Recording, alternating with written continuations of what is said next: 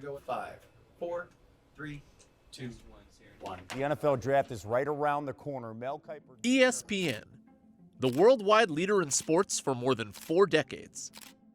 Welcome, everyone, to the ESPN Sports Center. We'll be filling you in on the pulse of sporting activity, not only around the country, but around the world as well. It's been the most watched basic cable network in total daily hours for the last 32 consecutive years. But the world of media is changing, and it's changing rapidly. From 2013 to 2023, about 40 million U.S. households canceled traditional cable. That's not good news for ESPN. I'm in that group. Couldn't do it no more. Couldn't do it. Like, for what? For why? Felt like they was getting over on us anyway. ESPN, which gets about 62% of its revenue from cable subscription fees. The industry is in a transition phase right now. We're seeing declines in the traditional ecosystem, cable and satellite universe, and there's a transition to digital. Streamers like Amazon, YouTube, and Apple are spending billions each year on packages of live sports, challenging ESPN's dominance. This new competitive dynamic is concerning for Disney, ESPN's parent company and majority owner. Few know that better than former ESPN president John Skipper, or ex-Disney CEO Bob Chapek, who sat down with CNBC for his first public interview since departing Disney in 2022. We have to recognize that the transition from a cable universe over to a streaming world is going to be one that's going to probably be fraught with challenges. They can outrun most of their traditional competitors, but that is the Achilles heel. There is no way to deal with the capital of those companies. In 2014, ESPN's estimated valuation was more than $50 billion. Today, analysts say it's worth about half that. The business model of ESPN no longer works, and that's why they're really looking for what that future path looks like. That's the only thing we know for certain, is the future is less profitable than the peak. As the media world is changing, will ESPN manage to stay relevant as tech companies with deeper pockets are marching in on its territory? We have more competition today than we've ever had, but I do really like our hand.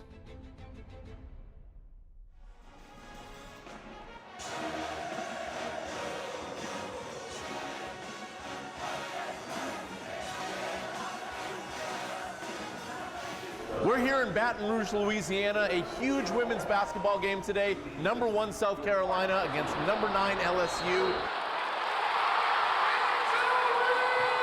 And if it's a big women's basketball game, that means ESPN is here too. In October 2023, for the first time, ESPN released its financials separate from Disney's consolidated earnings. The numbers showed a healthy business. For fiscal 2022, ESPN earned $2.9 billion in operating income and $16 billion in revenue. While it didn't reveal how much it spends on sports rights, Bank of America estimates it's more than $10 billion annually. Chairman Jimmy Pitaro has run the sports network since 2018. What the world saw is that despite cord cutting, which is material and a significant part of our business, revenue and operating income or profit was up in 22 year over year and 23 year over year. Most people... What happened? It's starting to sound like if it's not that, then did you get greedy? What caused this, other than we all know streaming and different things like that, but what happened? Something had to go wrong for people to start being able to step in and take your spot with a lot of these companies. We're surprised by that. But the business is showing signs of stagnation. ESPN ended Disney's 2024 fiscal first quarter making $4 billion in revenue. That's up just 1% from a year prior. For decades, ESPN has charged cable companies like Comcast and Charter for the right to include the network in its bundle of channels. ESPN executives started small, asking for less than $1 each month for every cable subscriber. In 2023, ESPN charged nearly $10 a month. Most of the cost is passed on to the consumer with rising cable TV bills. We always had the rate adjustment discussion in the executive offices of ESPN, and we'd say, what do you think this year? And everybody would laugh. We'd do 20%. Why don't we do 20%? For about 40 years, it was a winning formula. But the tide is changing. Cable TV is a declining business, in part because the price of cable keeps going up thanks to ESPN. So the network needs to adjust. On February 6, 2024, Disney, Fox, and Warner Brothers Discovery announced a joint venture to develop a direct-to-consumer product that will launch in the fall of 2024. Each company will have a 1/3 ownership. The new streaming service will include ESPN and other networks that broadcast sports, like Fox and TNT, but it will be less expensive than a traditional cable bundle to court younger viewers. We've watched for years the decline of basically the linear bundle on cable and satellite. We've been preparing for a world where that business is not as strong as it used to be. I'd rather be a disruptor than to be disrupted. ESPN is also planning to launch its own flagship streaming service in the fall of 2025. It will include everything ESPN has to offer and integrate with fantasy sports and sports betting, something that's never been done before. Imagine a lot more in terms of recommendations, but more customization opportunity for me to let ESPN, as a sports fan, let ESPN know what my interests are in terms of sports, in terms of teams, in terms of players. Yeah, but now that I sit with that for just a minor second, I haven't had long to digest that, but now that I'm sitting with that, what more can you do or add value to the fantasy football experience than it already has? You know, certain channels already give you your team's updates. It'll list it like to the side of the screen. Whomever your team is, it'll show you what that player's stats is for the day and how that player's doing.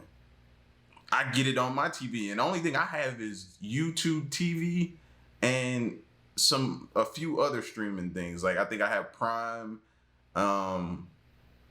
and something else. I don't know. But I think either YouTube or Prime may do it. I'm not sure which one off the top of my head, but one of them offer that already. So what else to the fantasy football experience can you add to it? I don't think there's much else that you can do. I don't know. In the past few years, every major legacy media company has built its own streaming app. So has ESPN. ESPN Plus debuted in 2018 and gives users access to thousands of live games and studio shows for $10.99 per month. The app had 25.2 million subscribers. That's about half the number of Hulu customers and about 1/10 of Netflix's global subscribers. Still, ESPN Plus is really ESPN Lite. It doesn't include the network's most popular programming, like all of Monday Night Football. That's still exclusive to cable subscribers, at least until ESPN launches its 2 new streaming apps. Pitaro isn't yet sharing how much either service will cost. Both products are sure to be among the most expensive streaming services on the market. But it's not clear how many non-cable subscribers want to pay for sports at all. My guess is there aren't more than 20 to 30 million homes that really are passionate about ESPN, and yet 100 million people at the peak were paying. It's a dilemma former Disney CEO Bob Chapek thought a lot about during his nearly 3 years leading the company. I think one way that you could look at it is to examine the percentage of people that really never tune into ESPN that are cable subscribers that are paying for it, and just assume that those consumers are off the table. And then you're going to probably have some light to medium users that may also depart because the much higher cost per month that they would necessarily be charged are probably going to exit as well. Well, I'll leave it up to the powers that be over at ESPN and Disney to figure out exactly what that price will be. To increase the popularity of the flagship streaming app once it launches, ESPN has begun talking to potential strategic partners, including the NBA and the NFL, who could help market the product and provide it with additional content. ESPN could even offer a partner a small stake in its business, although Pitaro says that may not be necessary. It's not about equity, right? It's not about these partners taking an ownership interest in ESPN. This is about partnership and accelerating the launch or the adoption of ESPN flagship. It's possible that maybe that cash itself is what they're after, but strategically, I don't really see a benefit in bringing on yet another minority partner into ESPN.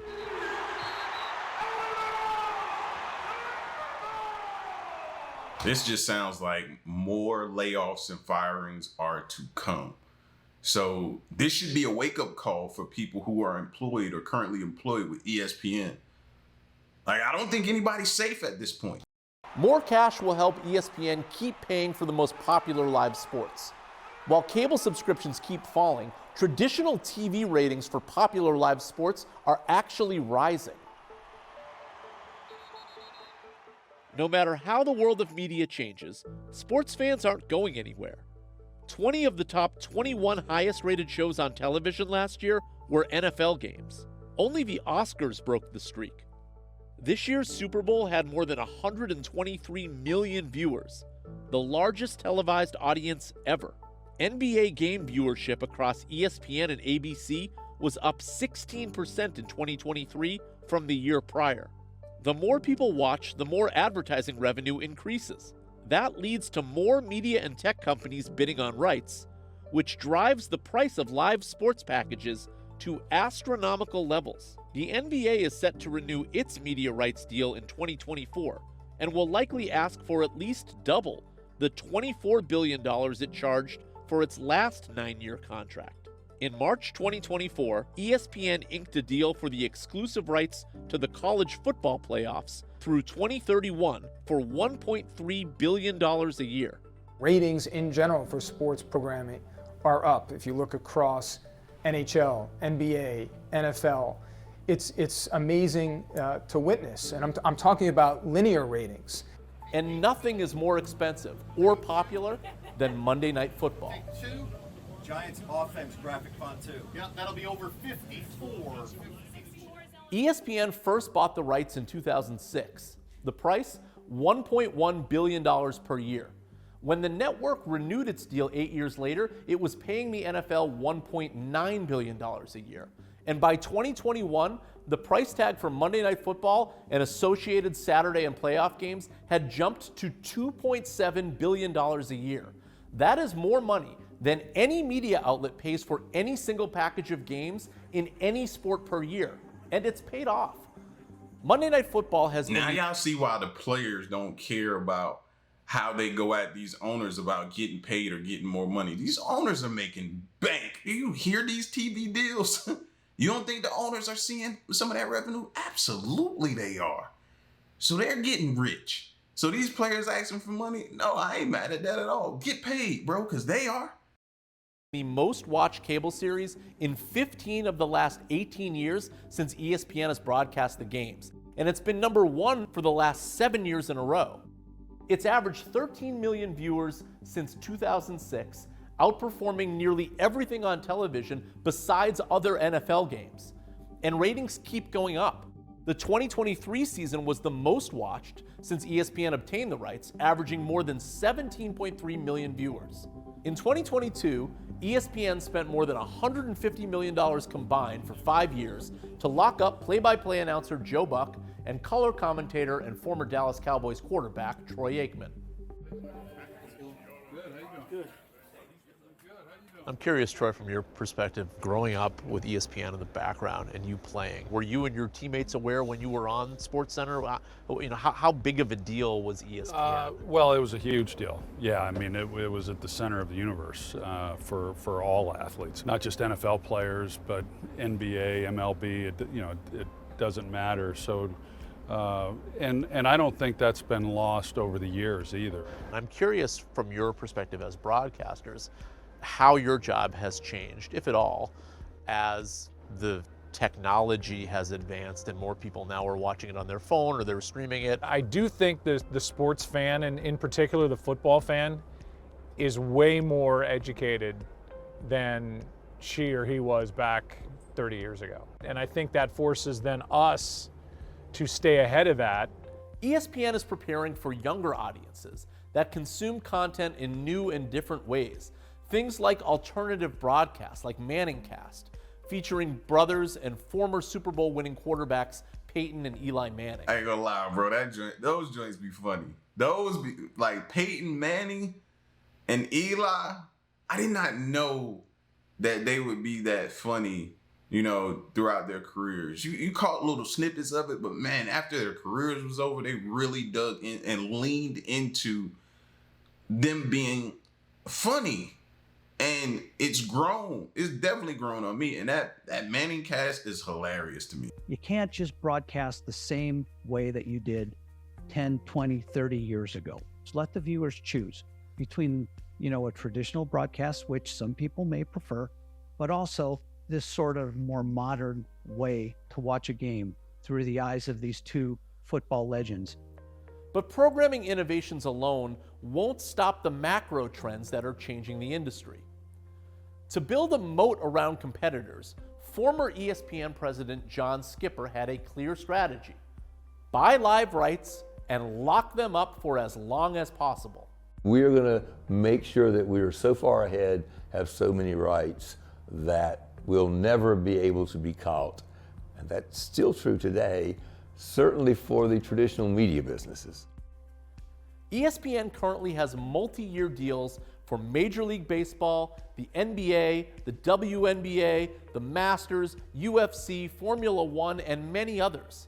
I had experience of building studio content around games. I'm like, oh, let's build some studio content. Let's do pregame, postgame. Streaming world, people don't care much. They come in right before the kickoff starts and they leave pretty quickly after the kickoff ends. That could spell trouble for ESPN's studio shows, including SportsCenter, the network's signature show. Which just seems unthinkable 8 weeks ago. Louis Riddick, we appreciate your insight here on SportsCenter. In 1999, about 775,000 people watched the 6 p.m. SportsCenter each day. In 2024, that number is down 35% to about 500,000. They're going to have to drop expensive studio talent, theoretically. They're going to have to drop secondary and tertiary sports. Head of programming Roz Durant is confident the company won't transform into a simple portal for live games. Live sports will continue to be the core of what we do at ESPN, but storytelling is such an important part of our business and an important part of the Walt Disney Company mission. In a direct-to-consumer world, do you feel like there may be a different style of content discovery which will diminish the value of the studio show and take ESPN in maybe a different direction than what we've seen? It wasn't too long ago where at least I heard the narrative over and over again that people don't need studio programming. Sports fans don't need sports studio programming.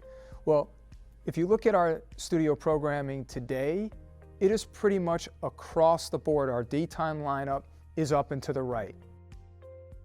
The network paid $85 million for 5 years of the Pat McAfee Show. In January 2024, the show brought in an average of 500. No wonder he was able to pay Aaron Rodgers like $1 million an episode or something like that. It was when they were rocking with each other. Jeez. That's what's up, Pat. I ain't mad at Pat McAfee for that. Get your money, man.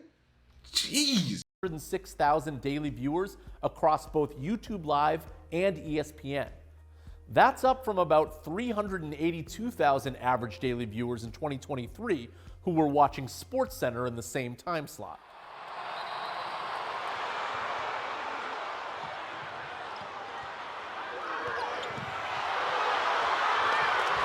Being here, you can't help but be overwhelmed by the energy of this. Live sports are the most popular programming on TV, and as long as ESPN owns the rights to live sports, they're going to be a part of the media ecosystem. The problem is there are now new buyers, Netflix, Google, Amazon, Apple, that are also interested in sports, that are now competing with ESPN, that didn't used to compete with ESPN in a traditional cable TV model. And so now the question is, can ESPN compete against companies that have much bigger balance sheets than Disney? The market capitalizations of Apple, Amazon, and Google are all dramatically larger than Disney's. But do these companies want to outbid ESPN for future live sports rights? So far, they're testing the waters. Well, if Apple, Amazon, Netflix, Google, YouTube decide to spend massive amounts for rights, if they decide they want to go in and buy all those rights, that competitive advantage will not sustain. What's not clear is that is actually what the high-tech companies will do. The challenge right now is linear TV is in accelerating secular decline. Everyone is looking for the exit door. No one's really sure how to do it. And it's not clear what the appetite from the tech companies is for sports rights. Google's YouTube spends $2 billion each year for NFL Sunday Ticket. Amazon is paying $1 billion per year for Thursday Night Football. For Amazon, spending big money on live sports helps increase Prime subscriptions. In the first 3 hours after going live with its first Thursday Night Football game, Amazon had more Prime signups than during any other one-day period. Ratings were up 24% in year 2. The way we know our investment's paying off is everything we're doing is to make Prime more valuable. Thursday Night Football is a key part of that. There's nothing like the NFL. It's unique, it's uniquely valuable, and so to bring that to Prime members makes Prime more valuable. So all of that part is working. It's an 11-year deal, so we're really just getting started. Amazon is also building out its advertising business on Prime. Live NFL games could be an essential piece of the puzzle.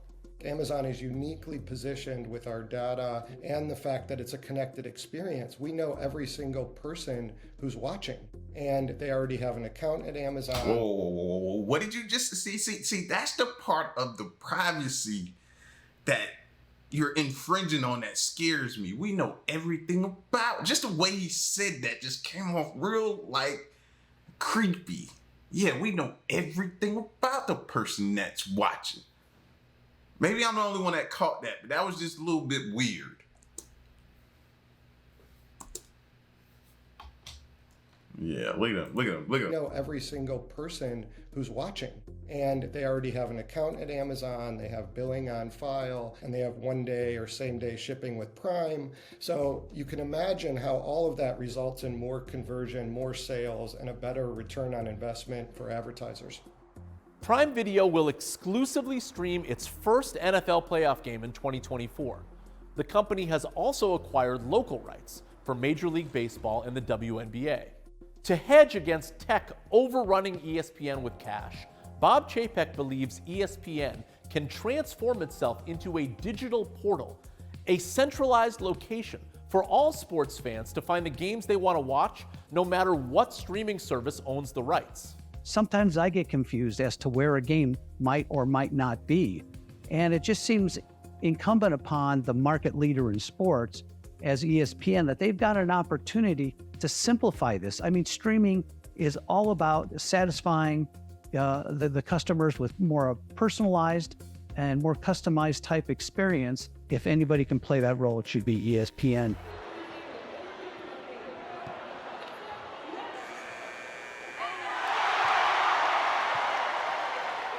The strategy in the next 2 years seems clear.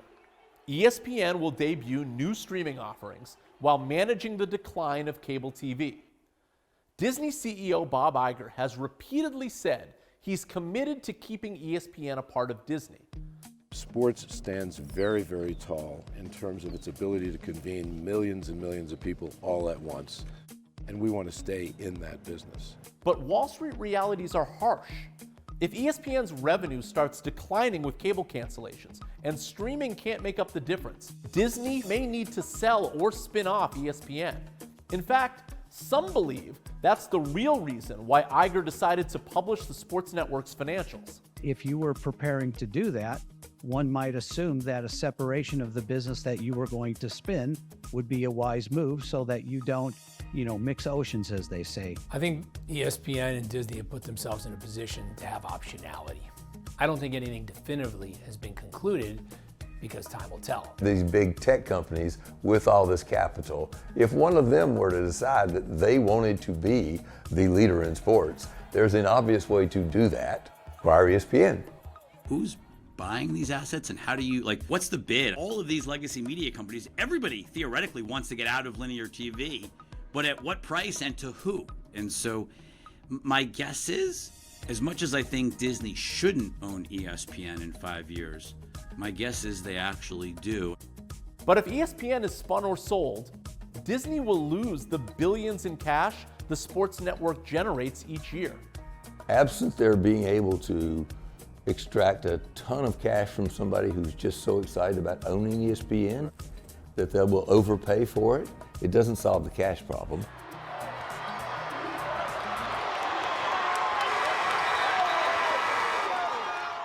That game was an event. One LSU student I spoke with said he has never seen an atmosphere like that in his 4 years here. And ESPN makes it an event. That is one advantage that ESPN has over any of its competitors, no matter how deep-pocketed they are. ESPN has a brand synonymous with the highest quality sports, and that is something that takes decades to build. You see these behemoths as competitors. How does that change your strategy? Does it make you worried for the long-term success of ESPN? I'm not worried. I'm not worried at all. We have to remember that content is king. There is no better, more significant brand than Disney and ESPN. Well, ESPN is a critical part of the Disney portfolio of companies. So I don't really think there's much of a risk that they're going to in any way become less relevant or less important. They may figure out how to do the best content they've ever done. They may figure out ratings are up on a lot of things for ESPN right now. They may figure out how to make it as dominant a business. I don't think they will figure out how to create a better business model in a direct-to-consumer world. Streaming services have overloaded consumers with content. Add in TikTok, Instagram, and YouTube, and people have more entertainment options than ever before. But sports are still watched live together. They're arguably the last vestige of the American monoculture. As long as these trends continue, fans are going to want a place to follow their favorite teams and players 24/7. It's Disney's job to make sure that place remains ESPN.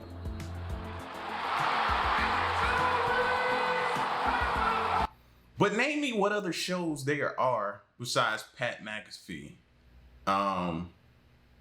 Colin Cowherd, he's on FS1. He's not on ESPN, right? Is Stephen A. Smith on ESPN? I think it might be, you know? And yeah. Because when him and Pat McAfee got into that little spat, they were like, yeah, that's my colleague. So you got Stephen A. Smith, you have Pat McAfee. Who else do you have? I can't name no one other than that. Because about 12, I watch Colin Cowherd. Is Nick Wright, is his show on ESPN or FS1? See, I don't even know. It's only two I can think of right off the bat. And I'm not the average consumer watching it. It's like they gotta get more Pat McAfees. They gotta get more Stephen A. Smiths. They gotta give Shannon Sharp his own thing. Like, you gotta bring the titans that are out here doing it outside of ESPN, bring them in. That way they bring their audience with them. But it seems like with the business model they have, maybe they can't afford to and buy TV rights to Thursday Night Football or whatever it is.